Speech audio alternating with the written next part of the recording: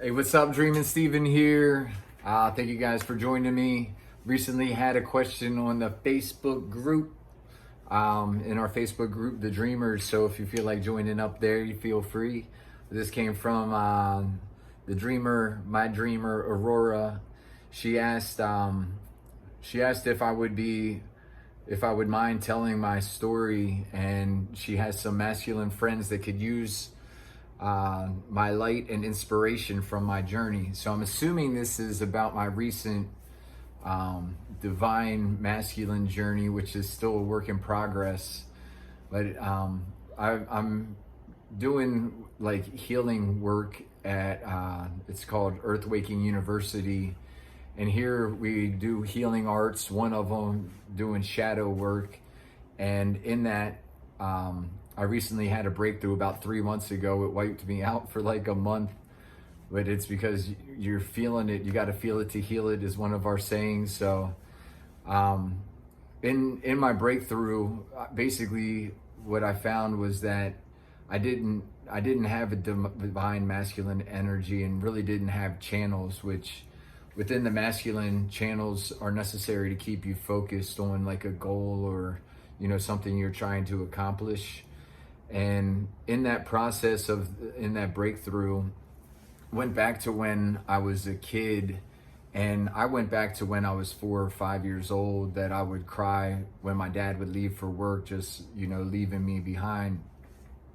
I ended up asking my mom about it, and she said that it actually started when I was 9 months old, that I would just cry hysterically and look underneath the door when my dad would leave, and I would cry for multiple hours. And what that does is it creates, like, in the first 7 years of your life, we're creating our subconscious, which the rest of our life we basically are run by. So going back to when I was crying, I had my father just walking out on me, is what I was internalizing, though he was going to work and doing what he felt was best to support the family and myself and my soon-to-be brother. So what ended up happening to me is, instead of having a guide like my dad to help define those channels, I ended up using society help define my masculine channels, which just led me to like jail. Got into drinking and drugs, and ended up in jail just from choices or lack of choices. So other than the trouble, though, it did also lead me to music, and luckily I found that outlet to. It really started out with writing poems and journaling, and putting my emotions on paper, and at least allowing them to come out of me. And then I turned that into songs and turned it into a music career, which landed me in Costa Rica, and really at the healing arts homestead that we're creating right now. So that shows you that even with what could conceivably be a negative on that I not completely healed, that my music career came out of it. Sorry about that, I was trying to feel into it. And then I've recently, well, not recently, now I have a 5 and an 8 year old, and when my children came in, I decided to do the opposite thing that my dad did. Instead of going to work more, I actually stayed home more often, and stopped doing my music. And with that, I felt like something was missing in me, and I felt it was the music at the time. And during the breakthrough, I found that the music was still a guise to something. It was a smoke screen that that didn't allow me to do my inner work.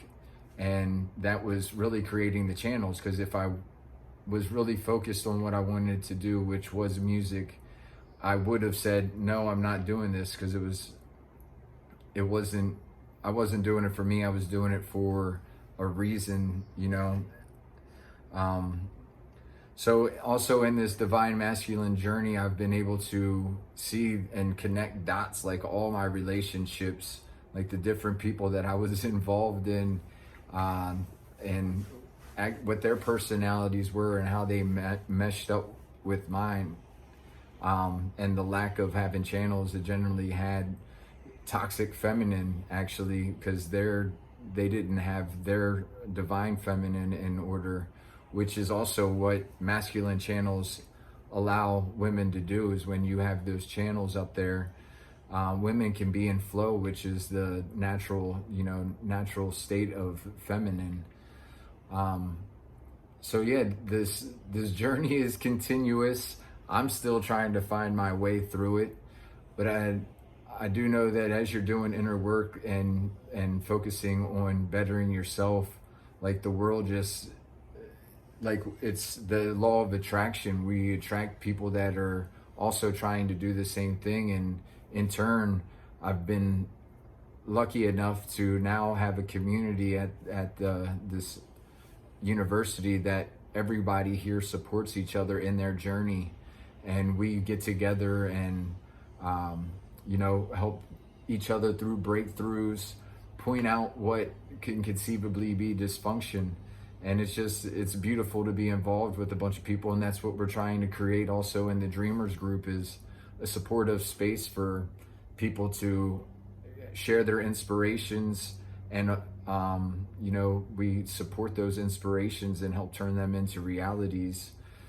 And so that's been my journey on the divine masculine, is allowing myself to find those channels and creating boundaries of what, and honoring myself and what my focus is, and not being wavered by those around me, because where my inspirations are coming from is coming from my heart. And if we're coming from love, then why should we allow others to waver what we're trying to do? So I hope you guys found this helpful and fruitful, and anybody that's looking to do some inner healing, whether it's from something that's an experience that's happened in adulthood, or something you just feel like is off or amiss, usually it goes back to our childhood, and we do like past regressions. So it's kind of like shadow work, and we use music, yoga, Aikido, which is kind of like a flow, and there's a bunch of different ways to do some inner healing. And if you are wanting to put in the work to heal your inner self and your inner child, feel free to reach out either to myself or hit up Earthwaking University. I think it's .com or .org or earthwaking.org.